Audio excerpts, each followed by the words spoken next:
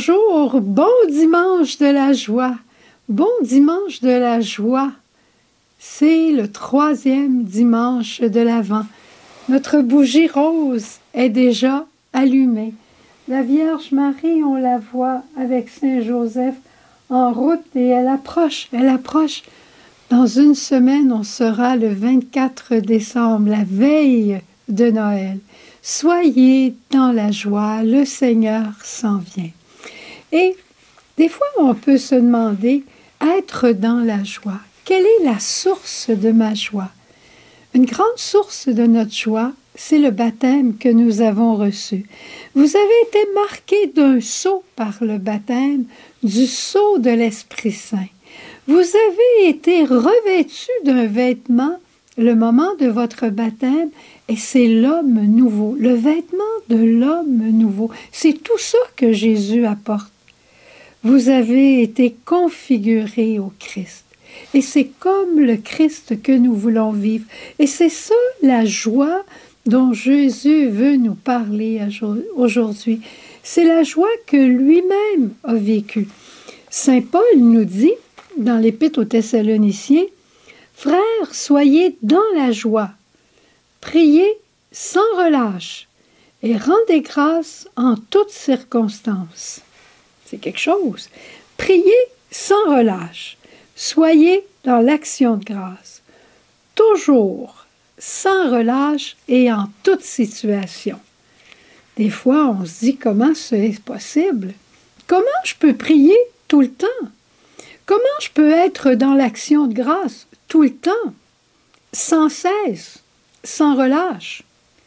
Eh bien, sais-tu que le fondement, le mystère de fondement de cette invitation de Saint Paul, c'est que Dieu est toujours avec nous. Dieu est toujours avec nous et la question qui suit tout de suite cette grande affirmation et ce grand mystère de l'Emmanuel, Dieu avec nous, c'est est-ce que moi, je suis avec Dieu toujours?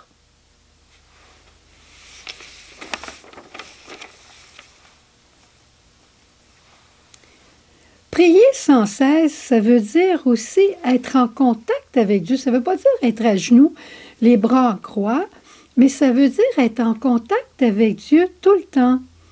Voir Dieu en tout, converser avec lui en tout, faire tout pour lui. Et comme disait Sœur Jeanne, notre fondatrice, quelques jours avant de mourir, elle nous disait « Faites tout, tout, tout avec Jésus. Tout, tout, tout pour Jésus. Tout pour Jésus. Tout avec Jésus. » C'est ça que ça veut dire prier sans cesse. Et alors, de savoir qu'on est avec Jésus, qu'on est dans la volonté du Père, même s'il y a de la douleur, ça va établir en nous une paix nouvelle. Et c'est cette paix qui s'appelle la joie profonde. La joie profonde, elle se manifeste par une paix extérieure et intérieure. Et cette paix nous amène à une action de grâce. Quand on est agité, quand on est troublé, on a de la misère à rendre grâce. Mais par contre, quand il y a une paix qui s'est installée au fond de notre âme, on est capable de remercier le bon Dieu. Et je dois te dire que j'ai fait un exercice, peut-être que tu pourras le faire, cette semaine, alors que le Seigneur nous invitait à nous découvrir encore plus. J'ai fait l'exercice de relever quelques croix dans ma vie qui ont été marquantes et de regarder quels étaient les fruits de cette croix-là et de regarder comment Jésus avait d'abord vécu cette croix-là. Et ça m'a donné un chemin. Ça m'a tracé un chemin que je connaissais, mais que j'ai envie de vivre encore plus profondément, plus intensément. Tout dans ma vie peut être objet d'action de grâce, même les croix. C'est que je ne les comprends pas. Bon, je parle simplement de la croix pas de mon adoption, mais de cette naissance et ensuite avoir été transportée à l'orphelinat. Eh bien, je suis née, pour ainsi dire, dans une crèche Mais Jésus aussi est né dans une crèche. Et ce que ça a développé en moi, c'est la conscience des personnes qui sont seules. D'avoir conscience et d'avoir souci et d'avoir compassion pour les gens qui sont seuls. C'est quelque chose qui me tient très à cœur. Alors peut-être que toi aussi, tu pourrais faire le même exercice.